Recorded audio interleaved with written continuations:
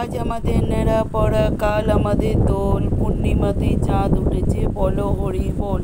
আজকে আমরা এই ভিডিওর মাধ্যমে জানব ন্যাড়া পোড়া অর্থাৎ হোলিকা দহন কেন করা হয়, হোলিকা দহনের তাৎপর্য, 2025 সালে হোলিকা দহনের শুভ সময় কখন। চলুন তাহলে ভিডিওটি শুরু করা যাক। হোলিকা দহন তার প্রাচীন রীতিনীতি এবং গভীর আধ্যাত্মিক তাৎপর্য সহ ভারতের সমৃদ্ধি সাংস্কৃতিক ঐতিহ্যের প্রমাণ। ভারতে হোলির প্রাণবন্ত উৎসব যত এগিয়ে আসছে, রঙিন উদযাপনের আগে সবচেয়ে গুরুত্বপূর্ণ আচার অনুষ্ঠানগুলির মধ্যে একটি হল হোলিকা দহন। পৌরাণিক কাহিনী এবং ধর্মীয় তাৎপর্য পরিপূর্ণ এই প্রাচীন ঐতিহ্য দেশ জুড়ে লক্ষ লক্ষ মানুষের হৃদয়ে একটি বিশেষ স্থান দখল করে আছে। আসুন 2025 সালে হোলিকা দহনের উদ্দেশ্য, আচার অনুষ্ঠান এবং তাৎপর্য সম্পর্কে আরও গভীরভাবে জেনে নেওয়া যাক। অগ্নিকুণ্ডের শিখা যখন অন্ধকারকে আলোকিত করে, আসুন আমরা এই সুযোগটি গ্রহণ করি মন্দের উপর ভালোর বিজয় এবং বিশ্বাস ও ভক্তির শক্তির প্রতিফলন করা হোক। হোলিকা দহনের চেতনা আমাদের জীবনে ধার্মিকতার জন্য প্রচেষ্টা করতে এবং শান্তি, সম্প্রীতি এবং সমৃদ্ধির এক নতুন যুগের সূচনা করতে অনুপ্রাণিত করে।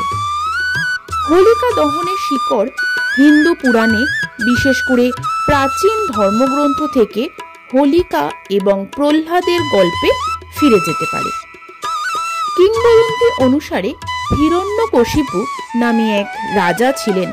তিনি রাক্ষস রাজা, যিনি ব্রহ্মার দেওয়া বর পেয়ে নিজেকে অজেয় বলে বিশ্বাস করতেন। তবে তার পুত্র প্রহ্লাদ ভগবান বিষ্ণুর প্রতি অনুগত ছিলেন, যা রাজার ঘৃণার বিষয় ছিল।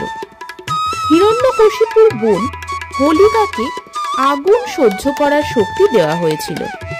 প্রহ্লাদকে হত্যা করার চেষ্টায় দৈত্যরাজ হোলিকাকে প্রহ্লাদকে কোলে নিয়ে চিতার উপর বসতে নির্দেশ দেন, কিন্তু সকলকে অবাক করে দিয়ে প্রহ্লাদ আগুন থেকে অক্ষত অবস্থায় বেরিয়ে আসেন, আর হোলিকা তার কথিত অনাক্রমতা সত্ত্বেও আগুনে পুড়ে মারা যান।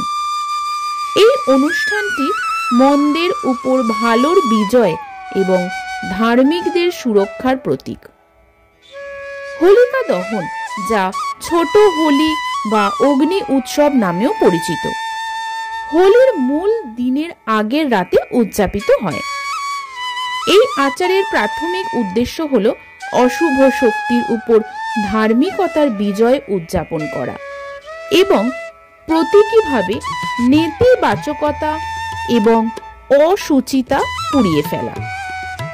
অগ্নিকুণ্ডের অশুভ শক্তির ধ্বংস এবং পুণ্যের বিজয়ের প্রতিনিধিত্ব করে, যা ইতিবাচকতা এবং আশায় ভরা একটি নতুন সূচনার পথ প্রশস্ত করে।